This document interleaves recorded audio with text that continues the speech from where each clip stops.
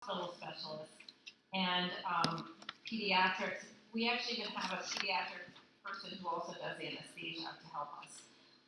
So a lot of really good news in terms of, and again, I put that right back to the community. People come here and they know that they can be impactful and that people need them, and that helps us to recruit more. So really, all the details aren't as important as the fact that I want you to know people are coming and they're eager to come here. The next slide that you have there is just our orthopedic program. So you'll see that there's a picture of a Mako robot. So obviously when the finance guy hears about a robot, obviously new technology, more costly, things that advance care ultimately that our physicians love. So we do have the Mako robot stationed at UPMC Horizon Hospital. Ultimately, we've designated Horizon as our center of excellence for orthopedic care. So again, this is the thought process that, hey, let's make sure that we have one place or one location that we're taking care of this type of surgery, and we do it well. We don't just do it well, we do it great. So UPMC Horizon is denoted as one of our centers of excellence for orthopedic joint care, and also ultimately received the Mako robot. Another investment that we've made in the community, as well as others at our hospital, making sure that we have the latest and greatest to retain and basically bring some of the physicians into the neighborhood and into caring our community. Next slide that I've got here is just some support and healing. So this is actually a picture of Willie Galt. He's our Director of Environmental Services for Horizon and Jameson. And this was his mother, I believe, who had surgery with us. Just talked a little bit about our same-day surgery. So the ability for us to actually have these very intrusive or invasive surgeries and then have you home by next day or have you up and running, standing up, and then ultimately getting you out of care at the hospital to then have your care taken home. But ultimately, you are ready to go. So things that used to take 3 days, 4 days, hospital stay, we're getting people out the same day after some of these surgeries. Next slide on here is just some of the other surgical procedures that we do. So we have a progressive robotic program that's stationed at UPMC Jameson. So this is our intuitive robot. It's used more for general surgery, prostatectomies, likewise colon resections, bariatric surgery, hip and knee replacement. We also do that at Jameson. And then hernia repair and hysterectomy. So the hip and knee replacement robot is at UPMC Horizon, but for all these other procedures that are listed here, the robot is at UPMC Jameson. And then you'll see in one of the handouts, it's called the Caring for the Community handout, and I'll actually grab a copy of it. But the Caring for the Community handout is just another way of us how we measure our community benefit that we deliver to the community. What we have in free care, charity care is listed on there, as well as some of the economic impact. And I think when you take a step back, you actually look at some of those big numbers. That is, payroll taxes, contributions from the employees, the economic impact that we as UPMC have with vendors, with having events. All of that is listed in that brochure, and you'll see that on the back of that. It's the Caring for the Community brochure that we handed out earlier here today. Dr. Pill, I'm kind of turn back over to you. So just to point out, UPMC Jameson is the largest employer in the county, and we said the other day we were looking at parking spaces, and we need about 100 more people that we could use tomorrow. So we intend to continue to grow and to grow our investment in the community and grow our investment as a partnership. And in here, and there's one of the handouts, is just the specialty care services. A lot of people don't realize what they have and that they have access to. It's so hard for people sometimes to travel at their most vulnerable or to have a ride or to get care. And we recognize we're no good for you if you can't access us. So we're trying to bring more in. So this is just really some handouts as far as what we have here and what we intend to continue to bring. And so that's what I have for an overview. And like you said, I am so thankful for, as Mike is our whole team is, for an opportunity to serve all of you. And please know we're always welcome to feedback. A lot of people ask me, I go to the ER and I have to wait 8 hours or I have to wait. And I have to tell you, we hear you, and we are intent on improving that. To be honest, we are growing at a very rapid rapid rate and are still recovering from the pandemic, but we have resources in place. We're increasing the number of ER doctors, we're increasing the number of outpatient doctors, so that people will not have to struggle with that. So I just want you all to know it doesn't fall on deaf ears. We know that there are issues in the community that we need to address and are really committed to doing that. And part of that is, again, all of you having a forum to reach us and to let us know what the needs are and where we're falling short so that we can respond to it. So I thank you all very much for allowing us some of your very valuable time. We appreciate it, and at any point, we can ask you questions. So if anyone does have a question, please raise your hand and let the doctor call on you, and we'll get through this hopefully respectfully. Any questions, please put your hands up. I don't have that question. Y'all heard that amazing presentation. No? Also, Gail, thank you for being such a valuable board member that we've had. I mean, you are definitely a voice for the community, and you help us out tremendously. And I'm sure these people in this room all know that. So, that is a huge kudos to you for coming on board and getting involved and seeing all the things that we're trying to do to improve the community. So, I appreciate it.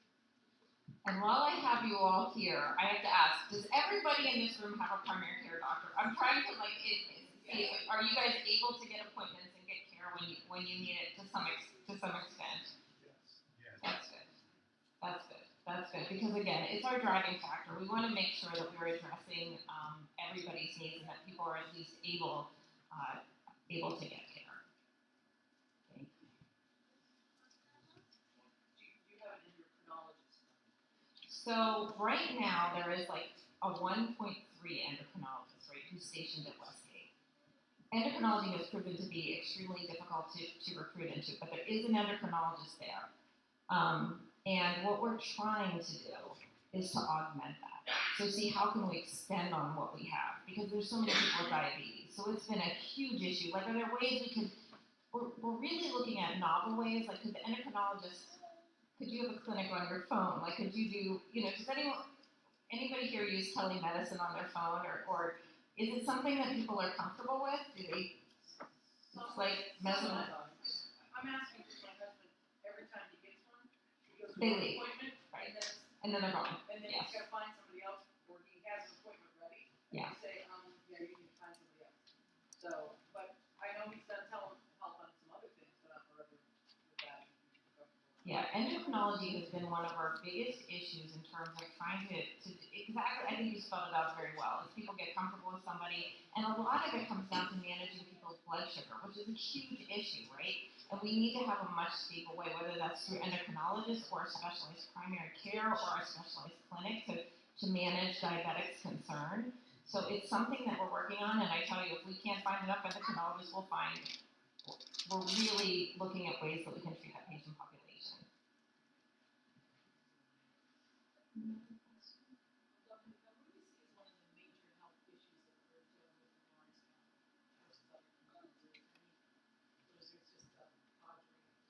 So I think there's a couple different things. I think in Lawrence County, like most communities, there is not enough behavioral health services. And that leads to a lot of other issues, right? I tell people you can't separate your head from your body, they're connected, right? So if you have disease that affects your mental state, it will affect your body. And there has been COVID and all of the pandemic isolation brought out mental health issues, but they were always there. Right. And so this is a huge area of concern for us right now, where we're trying to look at how do we get better behavioral health services, decrease the stigma of behavioral health, and get those services into the community. So that's one. The other one is very sort of basic, and is how do we diagnose? So we know in medicine, if something is terrible is wrong with you and you show up to the ER, people will mobilize and everybody will take care of you. But where we fall short is how do we take care of people's diabetes and how do we take care of their high blood pressure? I tell we have special heart doctors that go in and grab clots out of people's hearts, and we're like, okay, as sexy as that is to do at 2 o'clock in the morning, if somebody would have just treated people's high blood pressure, they wouldn't have had that issue. So the failure to sort of identify and actively treat people with medicines that you can afford is a big thing. We have medicines that cost $4 or $5, way better than if you go to a pharmacy and try to get a medication that's $200, they're going to turn around and walk away. I mean, that's so really primary care, making sure people are getting their issues addressed. I tell the women in this room, you go see a doctor and they say your blood pressure's high. They go, oh no, you're just nervous. I'm like, you're not nervous, you have high blood pressure, and we need to treat it. So I really think in this area we kind of underestimate sometimes the value of primary care because we just haven't had enough availability and the stability to really push that off. So doctor, my question to you is there some advice you can give to us parents who have children that are young and aspiring to be a doctor, or that you either did in your younger years or wish you had done that would help you with your success? So thank you for that question.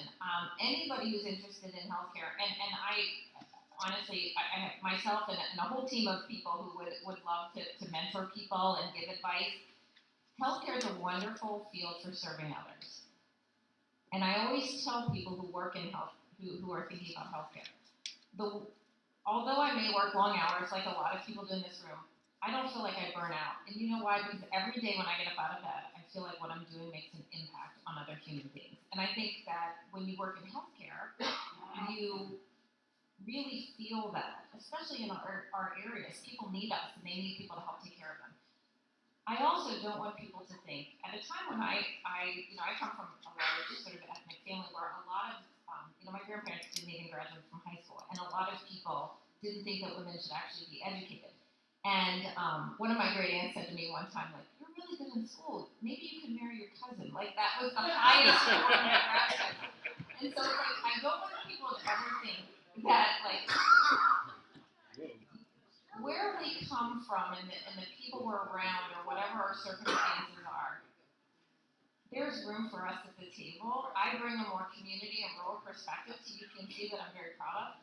But don't ever be limited by what other people think you can do and achieve. Because I think, people's opportunity and their potential is limitless. And I always thought, being from Newcastle, being around a diverse group of people, and understanding the value of community helped me.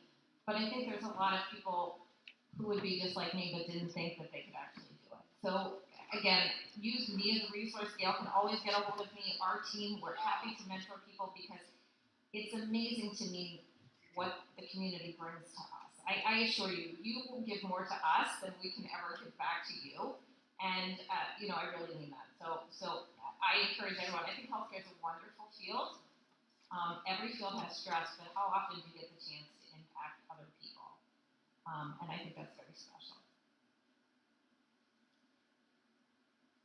Any other questions? Oh. Do you think that we'll ever have maternity care here again? So I would say this. I don't think we'll actually have the delivery of children here, and I'll tell you why. Here's why. And people are always like, oh, Dr. Cohen, because if you look, okay, just truth be told, we used to deliver babies in Grove City. We used to deliver them in Sharon Regional. We used to deliver them at Greenville, Shenango Valley, and Jameson. 5 programs. We now have 1.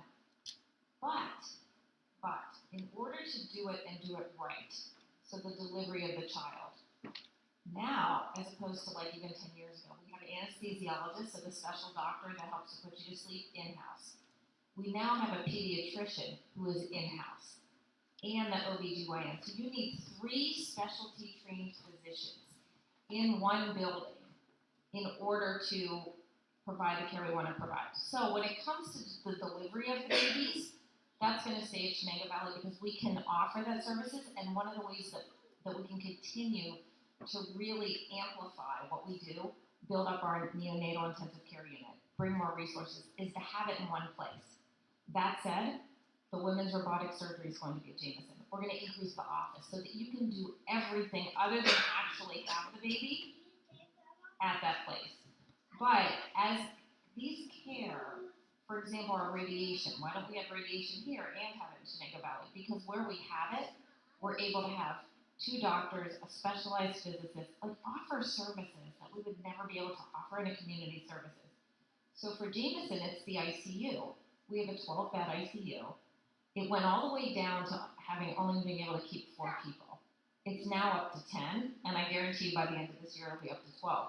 And so there's a special pulmonary critical care doctor And most of our, what we call medicine subspecialists, our special heart doctors, our special lung doctors, our special surgeons, all work out of Jameson. So the GI doctors, the stomach doctors who sometimes have to go down and stop bleeding, all of that is going to be centered out of Jameson. So because that's going to be there, that's why the delivery of babies is at Shenango Valley. So we want to really be able to offer a really high level of care that we wouldn't be able to do if we didn't sort of strategically locate these programs.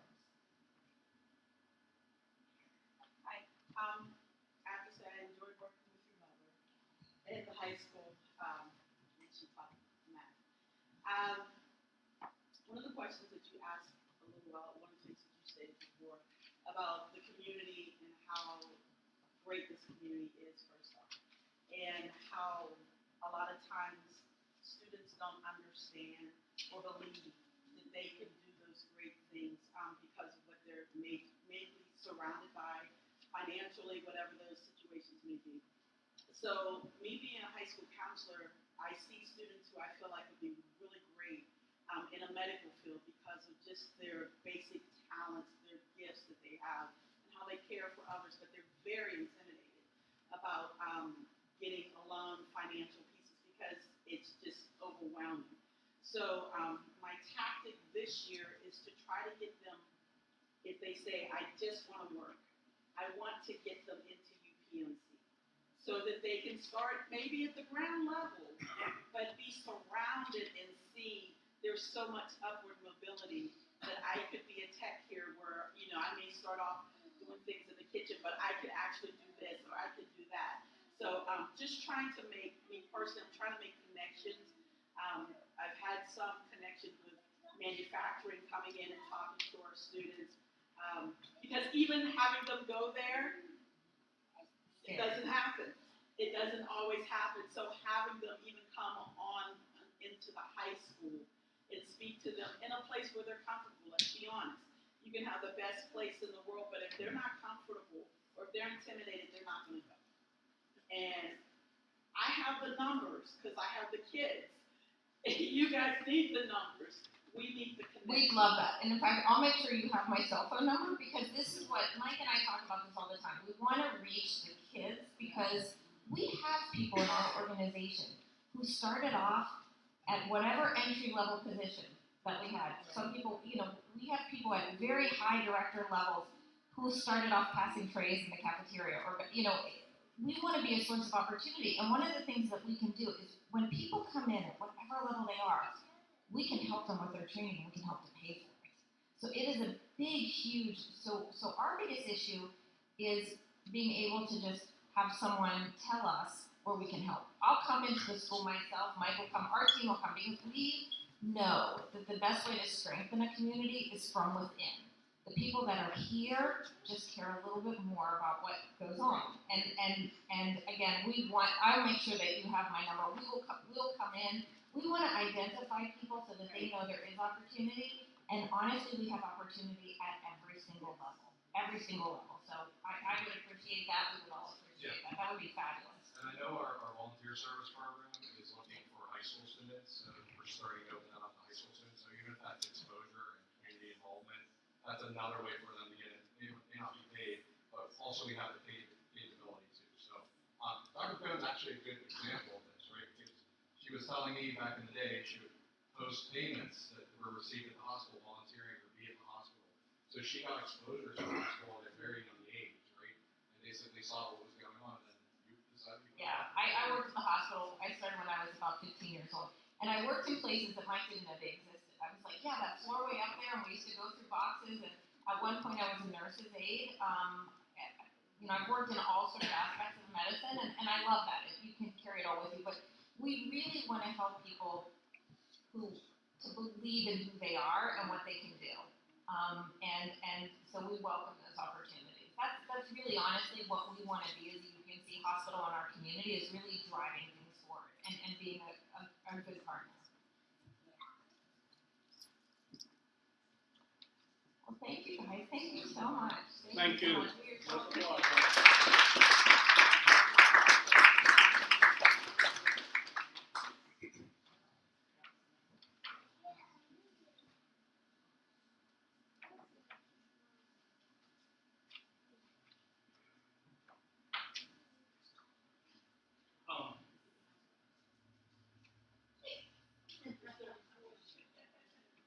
still recording, so I'm forced to use the microphone, as if my mouth isn't big enough. So, first of all, thank you guys for coming out for a great presentation. And I'm going to ask that somewhere on that information you passed out has your web page, correct? There's somewhere on there, and this is for anybody who's looking for employment or know anyone who's looking for employment, that somewhere on there there's an employment tag, right? Also, if you guys can write down DAWNinc.org, that's D-O-N. DAWN is an acronym for Disability Options Network, which is the second largest employer in our county. In DAWNinc.org, you will also find employment opportunities. But as you're here today, if you're looking to speak to anybody, there's any Dawn staff, will you please raise your hand? Every single one of you. And, look around. Any of these Dawn staff members can help you with anything on the way out the door. We're not going to go into all the amazing things they do, but any of them can help you not only with employment, but any other services that we own, that we run, programs that we have. We help from everything from Dawn rehab. We do a lot. We do durable medical, Dawn reclaim. So ask is out there. Is there anybody else here that's a UPMC staff member? Raise your hand, please. I thought there was 2 or 3 of y'all throughout there. What's your name? Desiree. Welcome. And for those of you that this is your first time here, I'll speak on behalf of their family. Matter of fact, I should have spoken to the first lady first before we did anything. You never go into a woman's house without speaking. Well, I know it's God's house, but I know it's without speaking so high. I speak for them when I say you're always welcome back. This is, again, a pillar of our community, and we hold a lot of events here. We're so thankful. I'm going to shout out to a couple more people, because there's a couple people I ain't seen in a long time. I either rolled up on them today for the first time in a long time, or reached out to them today for the first time in a long time, and they showed up today. So, Shelly, thank you for coming. That gentleman way in the back, the last row, stand up for me, sir. I just met this gentleman today. Can you shout your name for me, and I'll repeat it into the mic? Thomas Faribault. Thomas Faribault. So I just met Thomas today. Thomas owns a few properties within the Elm Street designated area. I shot him out because I met that gentleman today. And if you look at some of the work that he's taken with some of the neglected lots that were here, and him and his family took the time to make them look presentable and utilized, I applaud you. And I hope everybody can do what you do. And like I said to you up there, if we all do a little bit, it becomes a lot of it. And the gentleman directly in front of you, stand up for me, sir. And tell me your name again. John Albano. John Albano. I just met John Albano again today. He's another one that I just met today, had conversation. John showed up at this meeting. John is a landlord. He owns a few properties within the Elm Street community, but he's not like those people who own the property and they live 8 states away. He lives in our community. His properties are being well taken care of. Now, he has one that he is giving a headache, but he's doing a good job at taking some of our housing stock and improving it so it can stay a viable home and stay on the tax credit score for our city. So I just want to shout out a few people, and of course my Dawn coworkers. I love y'all. I hope y'all know that. Y'all do great. Laura, my wife, hi. Sherry's here. I've seen some neighbors I haven't seen in a while. So as we wind down, if you guys have no more questions for UPMC, we normally do a round robin and do some updates. So that's what we're going to allow to happen right now. I'm going to ask Gail to come up. She's going to give us some quick community. No, who's going to do it? Whoever. To come up and do a quick couple community updates. And then, look, if you got the questions, now's the time to shout it out. If you want to know about housing, there's a couple people from Dawn Housing that's here. If you want to know about some of the programs that I'm not going to store thunder that Gail's going to speak on, ask them. Thank you so much, Dr. DeCown and Michael, for showing up and meeting my neighborhood. I love my neighborhood. There's some wonderful people here. But just to let you know, some quick announcements, things that are happening. This Saturday is the Lawrence County Women's Conference. We've been doing it for 17 years, and UPMC has been a partner with us. And we are like to capacity.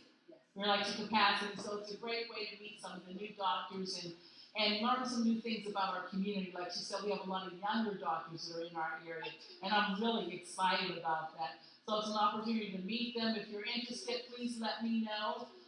There may be a couple sponsorships seats, can't say that 3 times, available. So so we want to make sure it's not cost prohibitive for you. So if you'd like to attend, please let me know. A couple other things that are going on. We are collecting gutchies. That means underwear in Western Pennsylvania.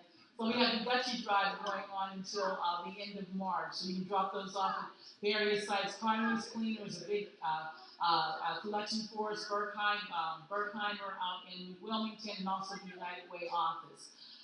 The other events, I know we have some good news in the neighborhood coming up pretty soon, Anita. Did you want to mention anything? Okay. You have to come to the microphone, Anita. So.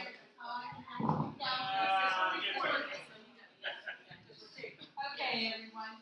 Every summer I get church groups come in from all over the country, and I have some big groups coming in this summer to do home repairs. So if you need something, give us a call. Call Dawn and ask for Anita. Okay, and what I'm doing is starting my list now. Then the people, these kids come from all over the country. They actually pay $450 to come and do work up for us. So we're really lucky to have them come every year. Yeah, so I'm making my list now. They'll probably stop in the spring and make their list of materials, that type of thing. So give me a call.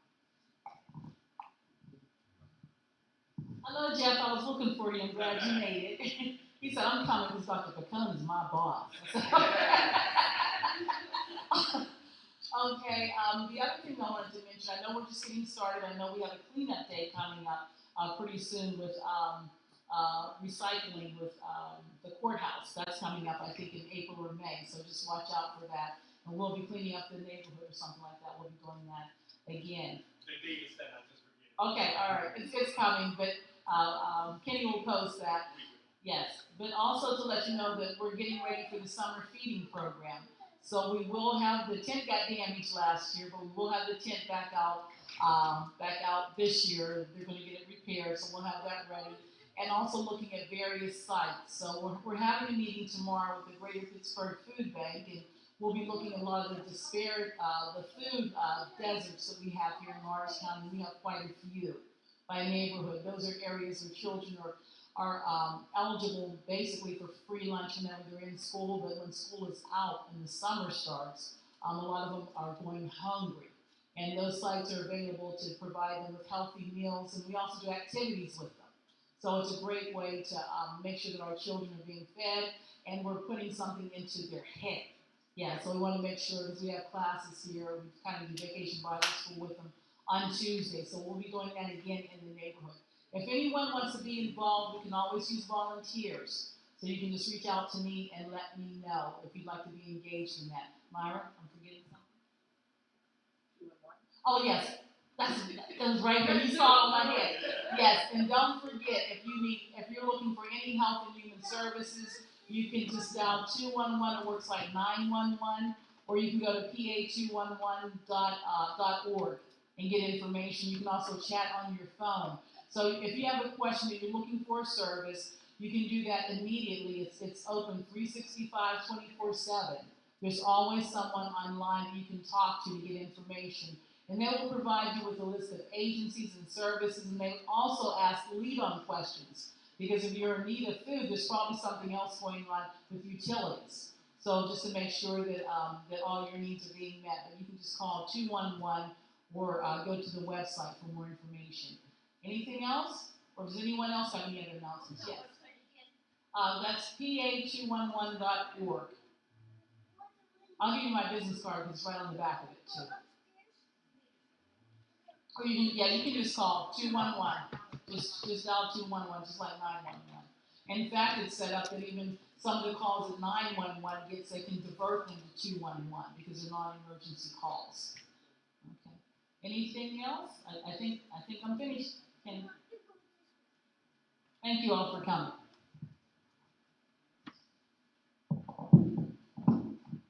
Okay, just a couple more things before the pastor comes in here and closes us out. And he has an announcement too. I'll put it in your head so you can't forget. he has an announcement he wants to make as well, at least, and even if it's just a comment. So first of all, as you guys do know, we have a Facebook page if you don't know. We have a Facebook page, Lower East Side Community Neighborhood Watch on Facebook. You can go and see what's happening with as far as our watches. And if your community does not have a neighborhood watch, we would love to help you start one. All right, you don't need to reinvent the wheel. Call and ask us what worked for us and what didn't. I will tell you, your first couple meetings will be complaint fest. Yes. They will. They just will be, and it's okay. But after you list everything that's wrong, go do your solution, call it. So no, but every community should have a neighborhood watch, and you're always welcome to ours, even if yours don't have one. So there will be snacks as you guys leave out. There's a snack table out there. I'll let the pastor tell you a little bit of everything that's on there. Some good, some maybe not so bad. Sorry, but there is fresh food out there and water. We mentioned employment. We mentioned.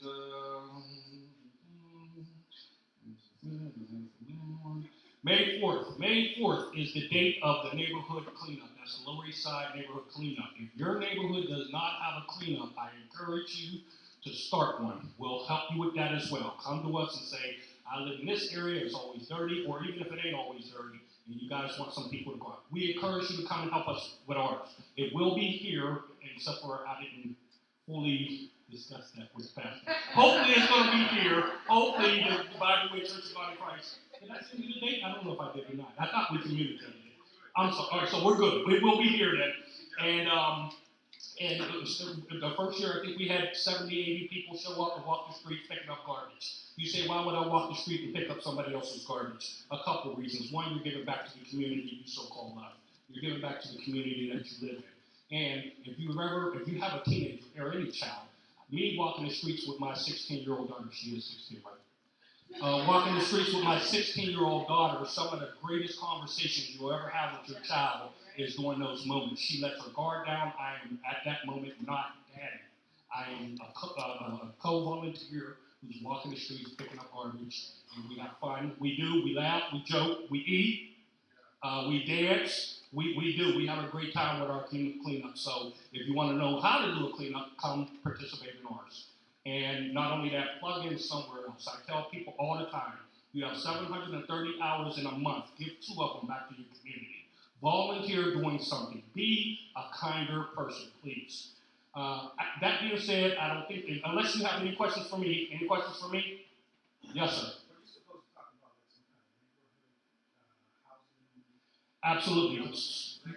Yes. So what my coworkers are here, and what we're going to do is at the end of this, if you want to speak to somebody specifically about a specific situation, I have coworkers. That's why I asked them to raise their hand. So again, Dawn, people, raise your hands, please, please, please. Any of us can answer any of those questions. So if you do me a favor and stick around, and we'll get you hooked up to the correct person on whatever your specific needs is, because we have a few programs. Okay, some are home. I will mention, since he brought it up, I don't know. The home rehab program, to where we help people with grant monies to help fix up your home. You have to be a homeowner. You have to own your own for 1 year, and you have to be current on your taxes, and then meet a couple other small guidelines. We can talk you through that. Any information we gather from you is 100% private. We do not share your information with any third party. So reach out to any of us, either here or you can call our offices, and we'll be able to help you that way. But there's other programs, first time home. You want to take the mic? No, I think that's kind of problem. United Way, we have our first time home, not our first time, but home buyers classes. We just wrapped up our classes in February. So we kicked them off in the beginning of January and also in the fall. So what we do is we work with families in partnership with the banks, insurance companies, local agencies, neighborhood legal services, and we get families credit ready. So that's our goal, is to get, it's a 5-week program. If you can make all 5 classes, you get a $50 gift card, and that's courtesy of the local banks. So what we're doing is educating families on home ownership. So whenever the homes become available, like Dawn is building all these beautiful homes in the neighborhood, you are credit ready and you're ready to go. So that's the home buyers program. Thank you, Dale. Any other questions? Anything else that I'm missing? Because I'm the only human. Tell me anything else we can speak on. All right, if for some reason you do think of something, like I said, just reach out to one of us. You can. I'm on Facebook, Kenny Rice. You can message me. Make your messages nice. I guess we're going to call the pastor up to close this meeting out since there's no other questions. Thank you. Thank you, Dr. McCone. Thank you, Mr. Tracy. Thank you for your time and your efforts spent tonight and a beautiful presentation. I can't wait to go back and look at it again with my sheet. And thank you for what you're doing in our community. It's making it so much better.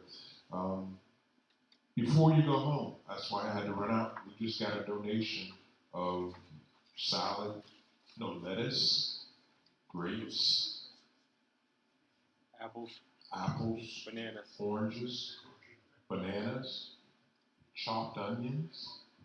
It's all out there. So please, if everybody in here takes things home, it will make my night so much easier. When you leave, please, if you see something on the table and it's all good, there's fresh milk out there. There's milk out there as well. Even chocolate milk, a whole gallon of chocolate milk. Please take all of that home. There's water, whatever you need is out there. So when everybody goes home, please, if you would take something home with you. Isn't it just ironic that everything that was donated tonight was healthy? Now, somebody did bring cookies and things like that. And Kenny's leaving. He's running. He don't want us to expose him. He wants a chocolate milk. That's probably why he ran out. But please, whatever you need. And what I preach and what I teach here at Bible Way, I've been really dealing strongly for the past 2 years about relationships. Our community is about relationships, and we have to help one another to get to the next level. We have new homes. I actually have one of the members of my home of this church who will be moving into one of the new homes here shortly, and we're so excited about that. And dawn services, and we're just working together. The neighborhood watch, the church, our big community day that'll be across the street here in August. So much that we have going on, not just now. We're just now getting the ball running and going again from the winter. And so we please help yourself. Thank you, Dr. Pacone. Thank you, Mr. Trace. Thank you, everyone, for coming out tonight. If there are any more questions, we're about ready to be dismissed. All right. If I could just say, if you have not signed in, please do not leave without signing in.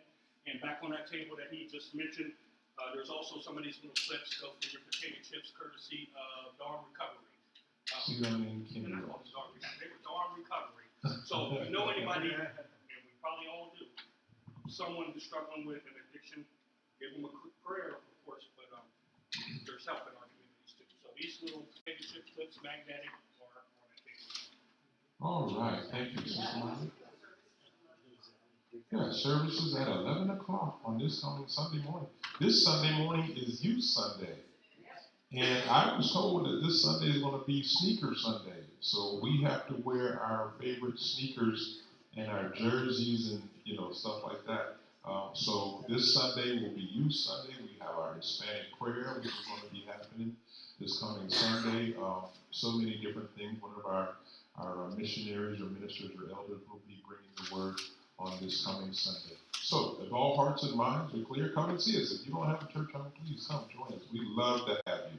We're a growing multicultural church.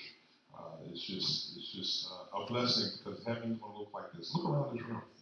This is what heaven's going to look like. And that's what we want it to look like down here. So let us close with prayer. Father God, we thank you for this time of fellowshipping and gathering with the neighbors of our community, Lord, and even the leaders from UPMC. God, we thank you for the wisdom and knowledge that you have placed in them that they could better help us to live more fruitful, more productive lives. God, we thank you that we were able to come on this most beautiful day in the month of March unexpectedly to just bless your name and to be quick to be educated on things for our health that can bring us to a greater good. Now, God, we ask that you bless us as we depart from this place, but never from your presence. Meet us back again at the next appointed time. All these blessings